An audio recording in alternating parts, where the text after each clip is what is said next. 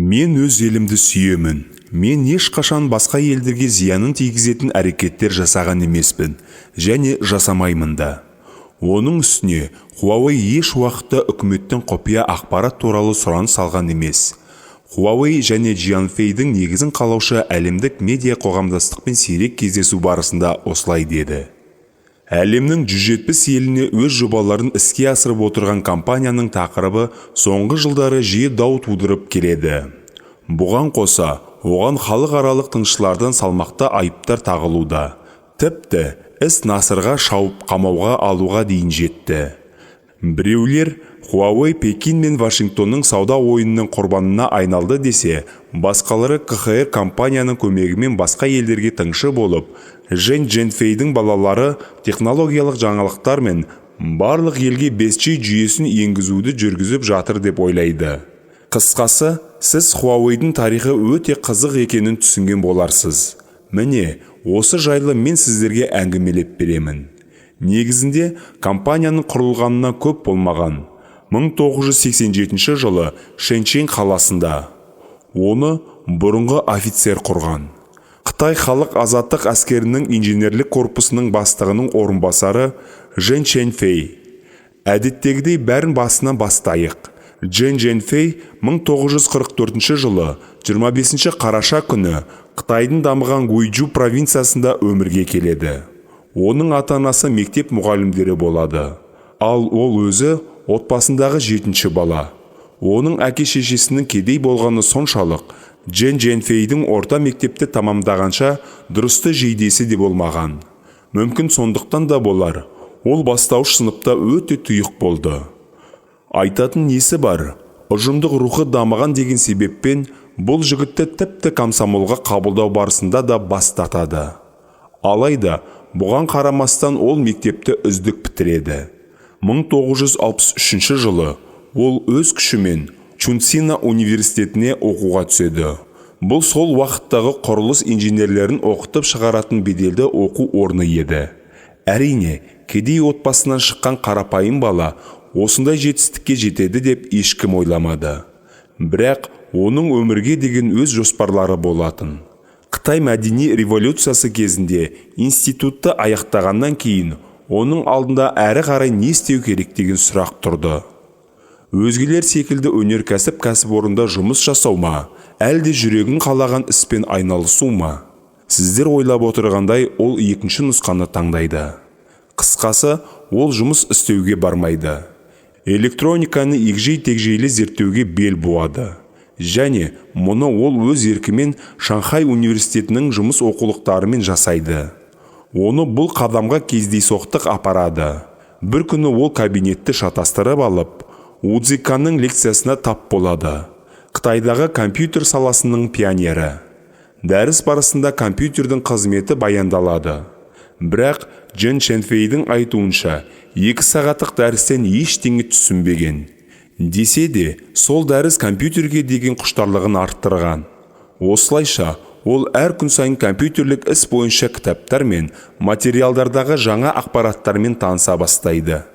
Кейбірін институттың кітапханасынан тапса, енді бірін Америка мен Жапониядан Қытайға келетін бағалы заттарға ауыстырып алумен қол жеткізіп отырды. Бұл оқуды аяқтағаннан кейін өзінің ересек өмірін құру керек болғанға дейін жалғасты. Сол кезде Жен Чэньфэй үлкен мәселелермен бетпе-бет келеді. Мәселенің мәні сол, елде меншік нысанның мемлекеттік түрі жоқ еді. Және ішкі экономикалық байланыстар тоқтай бастайды. Соның салдарынан жұмыс орындары болмады. Ал болған күннің өзінде бұл біздің кейіпкерімізге аз ғана табыс әкеледі. Сондықтан Жен Чэньфэй өз қатарластары секілді қадамға барады. Қытай халық азаттық әскерінің қатарына қабылданады. Мен өте төмен дәрежедегі офицер болдым. Дала бөлімшесінде емес, кәдімгі қарапайым ғылыми зерттеу институтының құрылыс проекциясында қызмет еттім. Мен соғысқым келмеді. Алдымен мен технолог болып жұмыс жасадым. Уақыт өте келе ақпараттық технологиялық бөлімде инженер қызметін атқардым. Жен Чэньфэй BBC арнасына берген бір сұхбатында осылай деп айтты. Бірақ расымен осылай ма, жоқ па, ол тек 1983 жылы ғана әскерден кетті. Айтпақшы, ол өз еркімен кеткен жоқ. Инженерлік корпус таратылғаннан кейін оны жай ғана осыған байланысты қысқартты. Осылайша Джейн қарапайым адам ретінде Шэньчжэнь қаласына қоныс аударып, Source Oil Corporation компаниясына қатардағы жұмысшы болып орналасып, 4 жыл еңбек етеді. Ол өз өмірінің көз алдында босқа өтіп жатқанын түсінеді. Және өмірінің 5-10 жылдығын айырбастай отырып, оның әлденені өзгертуі күмәнді еді. Ішкі жабық есік саясатта оның өзін көрсетуіне еш мүмкіндік бермеді. Бірақ 1987 жылы Шэньчжэнь әкімшілігінің жеке тұлғаларға жоғарғы технологиялық сектордағы жеке компанияларда мүмкіндік беру туралы 18-ші қаулысы шықты. Бұл жеке жұмыс үшін Джейн армандаған өте керемет сәт болғандағы айтпаса да түсінікті шығар. Байланыс және ерте ақпараттық технологиялар саласындағы білімі мен тәжірибесіне сүйене отырып және КХР валютасының бағамын ескеріп, Джен Джэньфэй капитал жинауға белсенді кірісті. Ол неге Қытай өзі телефон, немесе теледидарды, компьютерді, немесе басқа да техниканы өзі шығармай, басқа елден сатып алғанды дұрыс көретінін түсінбеді. Сондықтан да ол ниша туралы көп ойланбай, телекоммуникациялық өнімдерге өтінім істеуге шешім қабылдады. Оның жоспарында жергілікті әзірлеушілерді тартып, толықтай отандық өнімді қалыптастыру болды. Бірақ ойдан іске асыруға дейін өте алыс еді.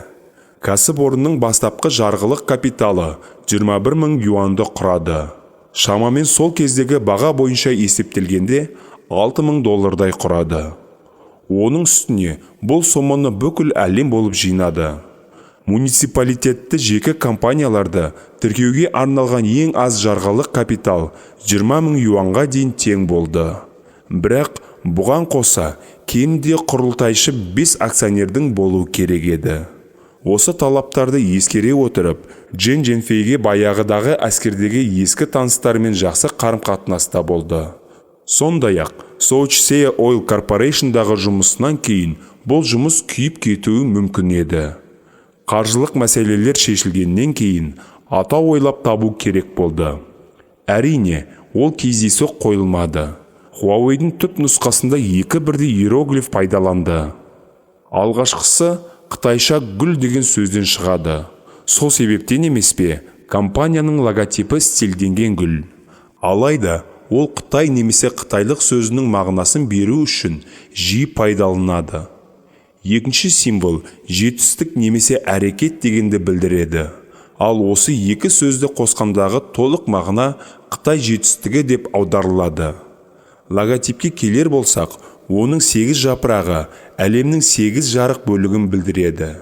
Олар Европа, Орталық және Солтүстік Африка, Оңтүстік Африка, Азия тынық мұхиты аймағы, Шығыс тынық мұхиты аймағы, Оңтүстік Америка, Солтүстік Америка және бүкіл әлемнің бірлігі қалыптасатын Шэньчжэнь орталығы бар бұрынғы тмд. Huawei қызметі алғашқы күннен бастап телефондар үшін ажыратқыштарды қайта сатуға бағытталды. Өз құрылғыңды шығару мен оны сатылымға қою ол кезде еш мүмкіндік болмады. Ол үшін өте қомақты капитал керек еді. Мұндай қаражат Джен Джэньфэйде болмады. Сол үшін де 80-ші жылдардың соңында жас компания Гонконгтен сатып алынып, КХР провинцияларында үстеме арқылы сатылатын телекоммуникациялық құрылғыларды қайта сатумен айналысты. Сонымен бірге, барлық пайда одан әрі қайта инвестициялауға және өзіндік әзірлеу мен зерттеу енгізуге жұмсалды. Осылайша, ұзақ жылдарға жалғасты. Huawei'дің бір бөлмелі шағын офисі алып сатарлықты тоқтататында жеткілікті түрде ақша тапты. Осылайша нарықтағы көрсеткіші 100% болатын Қытай импорттық компанияларын ығыстырды. Осылайша 1990 жылы 500-ге жуық қызметкері бар өз алдында жеке ғылыми орталығы жұмыс істеді. Әрине, бұл үшін барлық тамыр-танысқа жүгініп, бұрынғы әріптестерді шақырып, талантты студенттерді қызықтырып, сондай-ақ барлығын басынан бастауға тура келді. Өйткені бизнес процестің не екенін толыққанды білу үшін бір мүмкіндік болмады. Жен өз компаниясын процестің не екенін өзінің түсінуінше ішкі түйсігімен құрды. Ғылыми орталықтың алғашқы жетістіктеріне келер болсақ, ол CZ коммутаторы болды. Және ол сол кездегі Қытайдағы ең мықтысы болып саналды. Бәсекелестерге қарағанда, бұл жабдық жоғарғы қуаттылығымен ерекшеленді. Ал коммутатордың өзі мыңдаған құрылғыға қызмет ететіндей күшке ие еді. Міне, осы табыс Huawei тарихын түбегейлі өзгертті. Нәтижесінде телефон желісін орналастыру үшін тиімді келісімшартқа қол қойылды. Жеткізу басталғаннан кейін Қытайдың шағын қалалары мен ауылдық аумақтары Huawei'дің бұл бизнеске шыңдап және ұзақ уақытқа келгенін анық түсінді. КХР мен алғашқы келісімшарт Қытай халық азаттық әскеріне ұлттық телекоммуникациялық желі құруға бағытталды. Бұл компанияның негізін құрушы мен партияның бас хатшысы Цзян Земиннің кездесуінен кейін орын алды.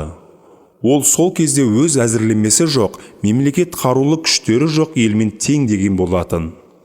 Huawei брендінің қарқынды дамуы сол шақтан басталды. 1995 жылы Huawei'дің сатылу дәрежесі 1,5 миллиард юанға дейін өсті. Мұның бәрі КХР аймағындағы жұмыстардың арқасында жеткен жетістік еді. Ал небәрі бір жылдан кейін компания үшін ең маңызды оқиға орын алды. Қытай билігі отандық телекоммуникациялық өндірушілерге жан-жақты қолдау беретінін хабарлайды. Бұл корпорацияның өсуіне жақсы әсер етті. 1997 жылы компания халықаралық нарыққа шығып, Hutchison Whampoa үшін жабдықты жеткізу келісімшартына қол қойды. Одан кейін компания шекара асып, өз жұмыстарын кеңейтуге бел буады. Соның негізінде телекоммуникациялық бағдарламалық қамтамасыз етуді белсенді жүргізетін Индия мен Швецияға өз ғылыми зертханаларын ашады. Сол кезде Huawei IBM мен басқару үшін кеңес беруге арналған келісімшартқа отырады. Келесі 2 жыл ішінде басқару құрылымын өзгертіп, ауқымды жаһандық экспансияға дайындалады. Осы жасалған істердің нәтижесінде Huawei'дің ішкі экономикадағы қызметі жылына $100 миллион дейін өскені анық дәлел болады. Ал бұл сол уақытта естен тандыратын көрсеткіш еді. Әрі қарай не болды? Әрі қарай Huawei ақш-қа жетіп, 4 бірдей ғылыми зерттеу орталығын ашады. Бұдан кейін Қытай мен шетелдің телекоммуникациялық нарығын жаулаған Джен Зhenfei тұтынушылар гаджетін өндіруге арналған саланы кеңейтуге шешім қабылдайды.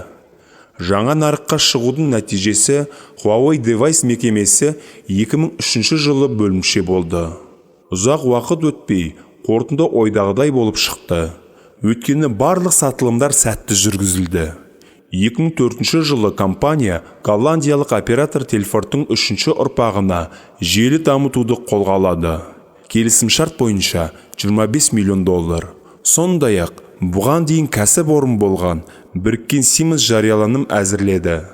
Бұл CDS-CDM байланысын жақсартуға бағытталды. Компанияның үлесі 51 және 49% құрады. Бақылау пакетін Siemens алды. Ал инвестицияның жалпы сомасы $100 миллион асты. 2005 жылы компанияның табысы тарихта алғаш рет ішкі табыстардан сыртқы кірістер асып түсті. Одан кейін Huawei Vodafone Global Supply'дан рұқсат алған алғашқы қытайлық компания болды. Сондай-ақ, көп қызметке қол жеткізетін желіні орналастыруға және Ұлыбритания өнеркәсібі саласына қажетті телекоммуникация жабдықтарды беруге инфрақұрылымның әрі қарай дамуына British Telecomмен келісім жасалды. Осы аралықта Huawei U626 3G ұялы телефонның презентациясы өтті. Ашып жабылатын танымал құрылғы бірден көптің көңілінен шықты. Huawei брендінің 2 дисплей түп нұсқа дизайны Charlton Media Group'тан беделді марапатты алды. Бұл жерде компанияның маңызды ерекшелігін атап өту керек. Қандай да бір келеңсіз оқиға орын алатын болса, Huawei қызметкерлері бірден сол орынға барып, мәселені шешіп отырды. Бұған қоса, компания технологиялары үнемі жақсартылып отырды. Осындай жұмысқа деген жауапкершіліктің арқасында компания өз бәсекелестерінің арасында үлкен беделге ие болды. Алайда даусыз ештеңе болмайтыны анық еді. Huawei үшін 2008 жыл Cisco Systems пен арада патент үшін өтті. Аты аталған компания қытайлық бренд олардан бағдарламалық қамтамасыз етуді ұрлап алды деп мәлімдеді. Мәселе 5 бірдей патенттің техникалық құжаттама және бастапқы Cisco iOS коды жайлы болды. Нәтижесінде сауал сотқа жетпей шешілді. Дауласушы екі тарап оның солай аяқталғанын екі түрлі түсіндірді.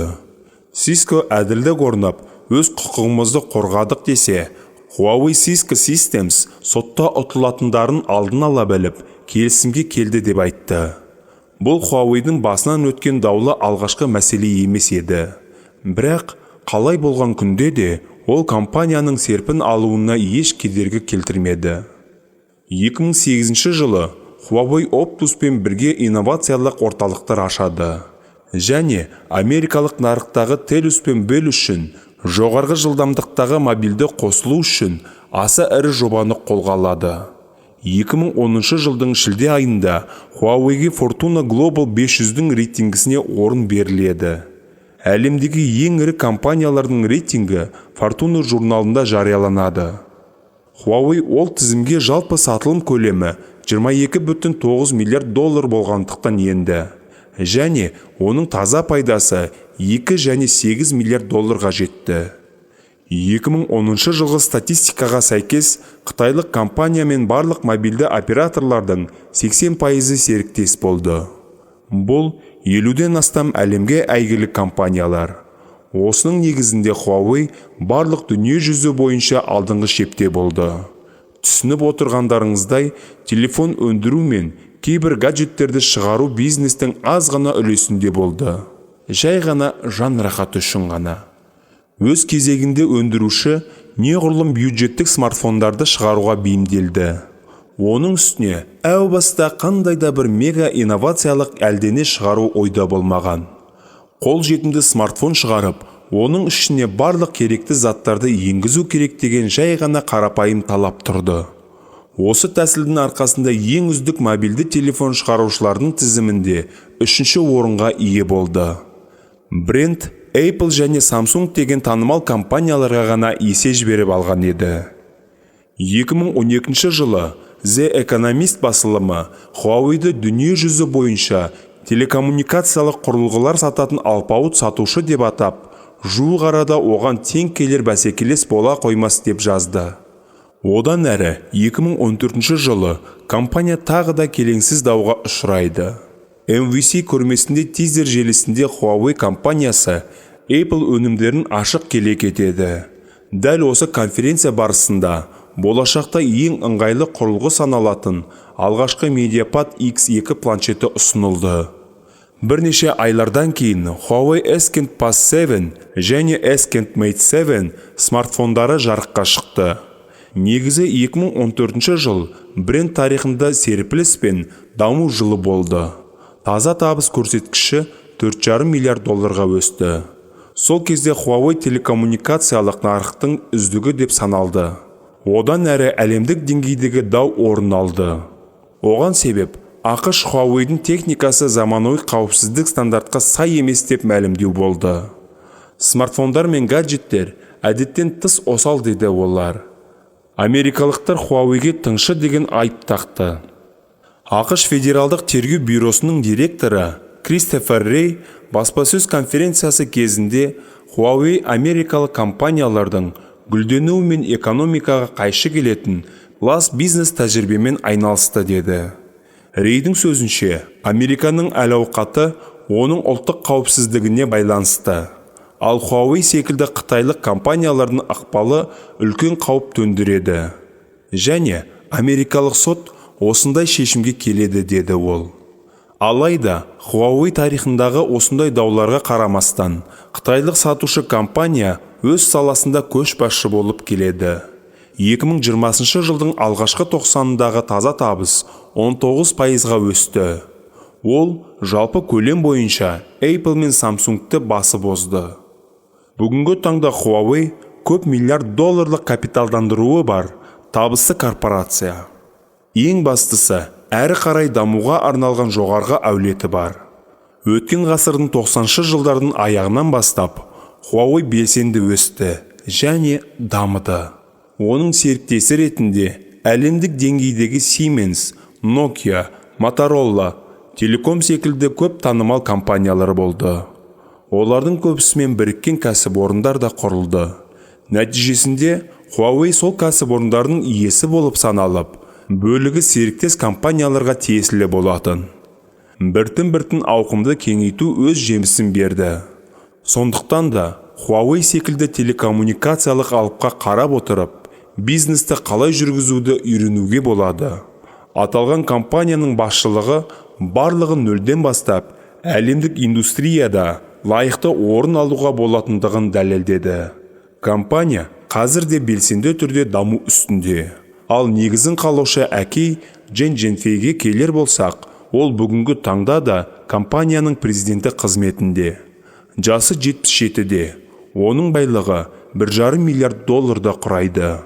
Асылында Huawei'да отбасылық бизнес десе де болады. Оның кіші інісі Джеймс Шулер 1992 жылдан бері компанияның қызметкері қатарында. Бүгінгі таңда компанияның бақылау кеңесінің және логистикалық қолдауының мүшесі. Қызы Мэн Ванчжоу 1998 жылы Хуажун қаласындағы ғылыми техникалық университетінде магистр атағын алған. 1993 жылдан бастап әкесінің компаниясында жұмыс жасайды. Джен Женфей бизнесті сәтті құрудан бөлек саясат, экономика, гуманитарлық әдебиет, өнер жайында кітап оқығанды ұнатады. Бірақ тарихи әдебиетке деген қызығушылығы басым және кем дегенде көркемдік және арнаулы теорияға көз жүгіртеді. Мұндай таңдауды ол былайша түсіндіреді. Көркем әдебиет ойдан шығарылған әңгімелерді баяндайды. Олар шындықтан тым алыс. Профессордың жабық кабинетте отырып жазған кітабы ойды тежейді. Сол себептен де шынайы ұжымдық басқаруға мүмкіндік мол деп айтар едім. Қысқасы, кедей отбасынан шыққан қарапайым адамның құрған Huawei секілді технологиялық алпауыттың тарихы осындай. Ол өз күшімен ұтымды кәсіпорын құрып қана қоймай, өз жаңашылдықтарын арқасында біздің өмірімізді түбегейлі өзгертті. Достар, бүгінге осы да жетер. Мен компанияның өнімдеріне әдейі тоқталмадым. Өйткені біздің бейнебаянымыз бірнеше сағаттарға созылып кетер еді. Сіздерге ақпарат ұнады деп ойлаймын. Солай болса, лүпіл басып, каналға жазылып, Қазақ YouTube арнасын қолдап кетейік. Кездескенше сау болыңыздар.